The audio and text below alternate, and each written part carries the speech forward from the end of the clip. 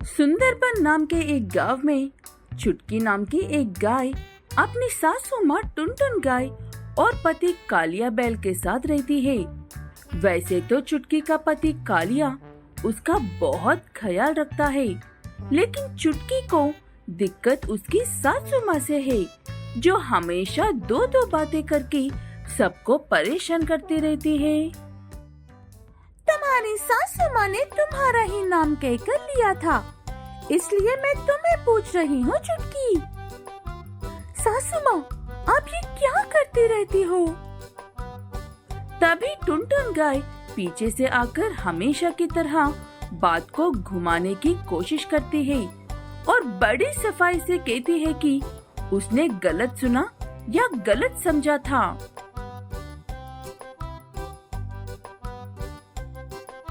मैंने कहा था अगर मैं घर पर ना रहूं तब लेना बहू से पैसे, लेकिन तुम तो सीधे बहू से ही मांग रही हो। ठीक है, अब मांग ही लिया है तो उसी से ले लो। मेरी ही बहू है, वो दे या मैं, क्या फर्क पड़ता है। ऐसे कहते हुए बड़ी सफाई से वहाँ से निकल जाती है टुनटुन गाय। जरूरत पड़ने पर कच करने के लिए छुपा कर रखे हुए पैसे निकल कर देना पड़ता है चुटकी गाय को, और वो अपनी सासू माँ से कुछ कह भी नहीं सकती है। टुनटुन झूठ भी बहुत बोलती है। बहू, मेरे लिए चाय तो बनाकर लेकर आना। ऐसा लग रहा है सर में दर्द शुरू होने वाला है। ठीक है कहकर चुटकी गाय चाय बनाने लग जाती है। तभी घर में कुछ मेहमान आते हैं। उन्हें देखकर टुनटुन गाय की चाय एकदम से कॉफी में बदल जाती है, और जब चुटकी चाय लेकर आती है वो ऐसे नखरे करती है। ये क्या लेकर आई हो बहू?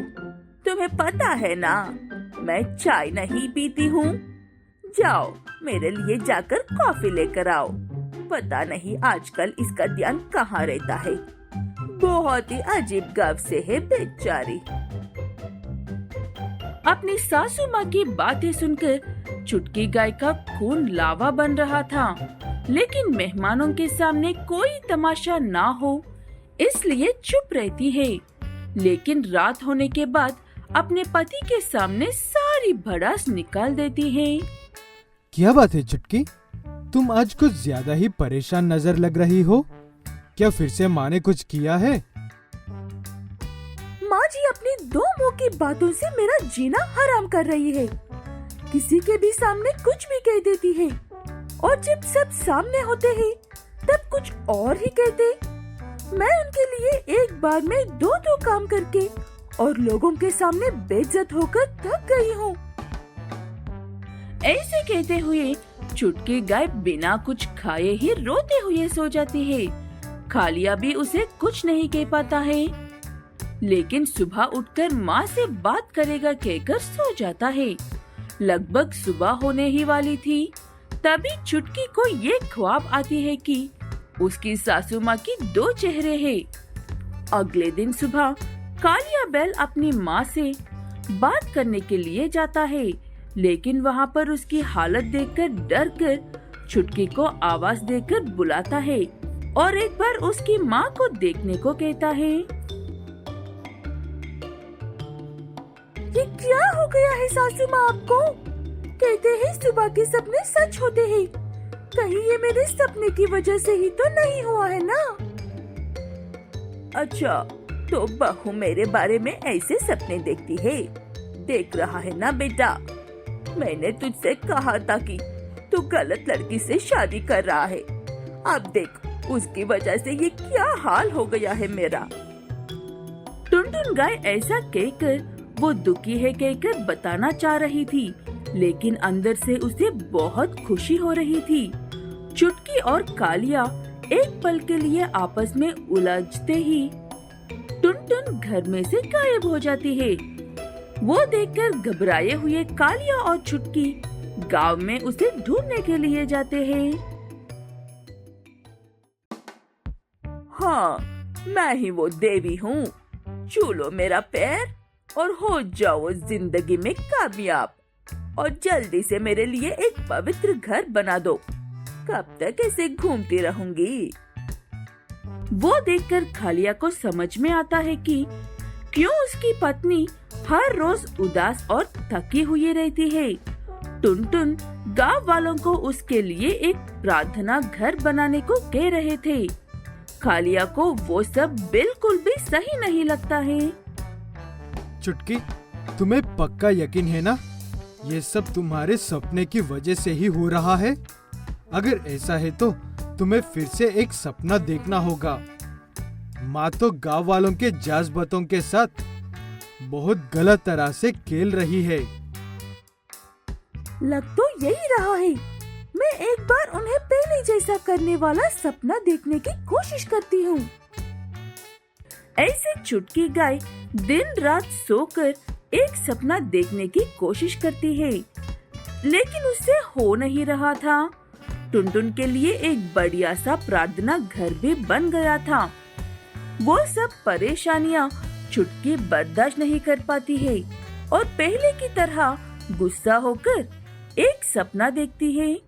टुनटुन पहले जैसी हो जाती है और गांव वाले उसे भगा देते हैं। टुनटुन के पास घर लौटने के अलावा और कोई रास्ता नहीं था, इसलिए वापस घर लौटकर अपनी बहू और बेटे से माफी मांगकर दो मुंह वाली बातों को बुला देती है। विस्तारपुर नाम के एक गांव में पनवल नाम का एक धनवान बैल रहता था। पनवल जितना बड़ा धनवान था, उसका दिल उससे भी बड़ा और साफ था। पनवल बैल का एक जान से भी प्यारा दोस्त है, जो उसी के यहाँ पर काम भी करता है। बधाई हो मेरे भाई, तुम्हारे घर में एक और लक्ष्मी आई है। ये तो बहुत खुशी का बात है। तुम्हारा मुंह क्यों लटका हुआ है? खुशी की बात तो है पनवेल, लेकिन बली की तबीयत खराब है। पता नहीं, डॉक्टर्स भी कोई जवाब भी नहीं दे रहे हैं। बस उम्मीद लगाकर बैठता हूँ कि सब ठीक हो जाए। तू मुझे ये बात अब क्यों बता रहा है? चल हॉस्पिटल जाकर डॉक्टर से बात करते हैं। वहाँ पर इलाज नहीं हुआ तो कहीं और लेकर जाएंगे। ऐसे कहते हुए पनवेल अपने दोस्त बल्लू के साथ हॉस्पिटल जाता है, लेकिन उनके वहाँ पर पहुँचने से कुछ देर पहले ही बल्लू की पत्नी बली की मृत्यु हो गई थी। बल्लू अब दो छोटी सी बच्चियों का अकेला बाप है। बच्चों को उनकी माँ के बारे में जानने का मौका ही नहीं मिला। बल्लू के बच्चे ठीक से खुद के काम करने की उम्र के होने तक उनकी देखभाल पनवेल की पत्नी ही करती है। उसके बाद बल्लू खुद से उनका ख्याल रखता है। दोनों बहनों को एक दूसरे से बहुत लगाव था। नहीं, मुझे भी लिली के साथ ही बैठना है।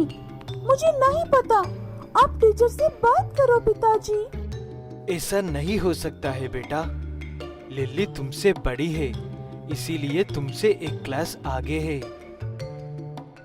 अगर पिंकी मेरी क्लास में नहीं बैठ सकती है तो मुझे ही उसकी क्लास में डाल दो पिताजी। हमें बस एक साथ रहना है। दोनों बहनों के प्यार के सामने बल्लू हार जाता है और लिली को भी बात करके पिंकी की क्लास में बैठा देता है। उसी स्कूल और क्लास में पनवेल का भी बेटा पढ़ता है। लिली फिर से वही क्लास दोबारा से पढ़ रही थी, इसलिए बाकी सभी बच्चों से आगे थी। ऐसे वक्त गुजरता जाता है, बच्चे बड़े होते हैं। लिली होशियार थी, इसलिए पनवेल का बेटा गोलू उसे पसंद करता है, इसलिए वो लिली के साथ अच्छे से रहता है। पिंकी भी गोलू को पसंद करती है, लेकिन ये बात जानते हुए कि वो लिली को पसंद करता है, अपनी इच्छा अपने अंदर ही रख लेती है। पिंकी, मैं और लिली सिनेमा देखने के लिए जा रहे हैं। क्या तुम भी हमारे साथ आओगी? तुम्हें पता है ना, लिली मेरे बिना कहीं पर भी नहीं जाती है। उसने मुझे पहले ही पूछ लिया था और मैंने मना भी किया है। तुम दोनों ही जाकर आओ, हम कभी और चलते हैं।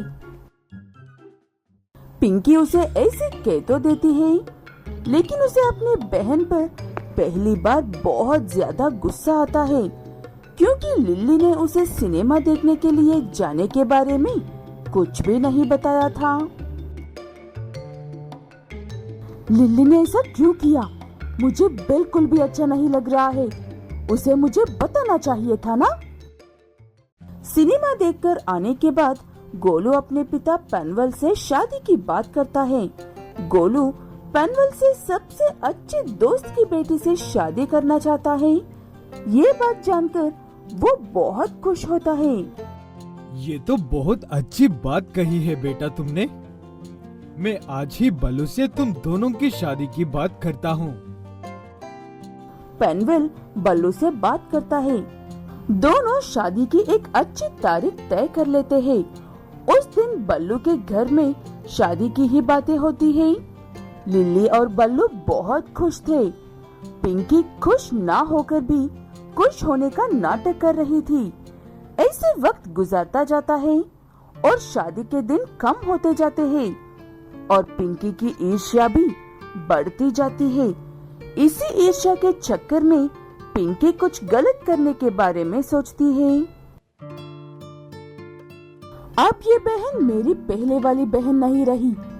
इसे मेरी परवाह नहीं है, ना अब मुझे भी इसकी कोई परवाह नहीं है।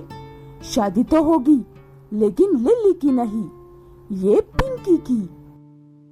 पिंकी ठीक शादी वाले दिन चुपके से अपनी बहन के खाने में जहर मिलाकर रख देती है। इस बात से अनजान लिल्ली वो खाना खाकर मर जाती है। शादी वाले दिन घर में मौत का सन्नाटा छा जाता है। मुझे ये बात नहीं कहनी चाहिए, लेकिन ये शादी नहीं रुकनी चाहिए। ये शादी रुकी तो मेरी पत्नी इससे बर्दाश्त नहीं कर पाएगी और हमें उसकी भी आरती उठानी पड़ सकती है। सब अपने दिल पर पत्थर रखकर एक तरफ से लिल्ली की आरती उठाते हैं और दूसरी तरफ से पिंकी की डोली उठाते हैं। पिंकी सोचती है कि उसने सब हासिल कर लिया है, लेकिन शादी के बाद गोलू की बात सुनकर उसके पैरों के नीचे से जमीन खिसक जाती है। इतना खुश होने की और नाटक करने की जरूरत नहीं है। मुझे लिल्ली ने पहले ही बताया था, उसे कुछ तो होने वाली है, लेकिन वो ही नहीं जानते कि क्या होने वाला है। लेकिन अगर उसे कुछ हुआ तो मुझे किसी भी हाल में तुमसे शादी करने का वादा किया था। पिंकी ने बहुत बड़ी गलती की है, ये सोचकर रोने लगती है और जिंदगी भर अपने आप को माफ नहीं कर पाती है। लेकिन इस सब से उसका अतीत बदल नहीं जाता है।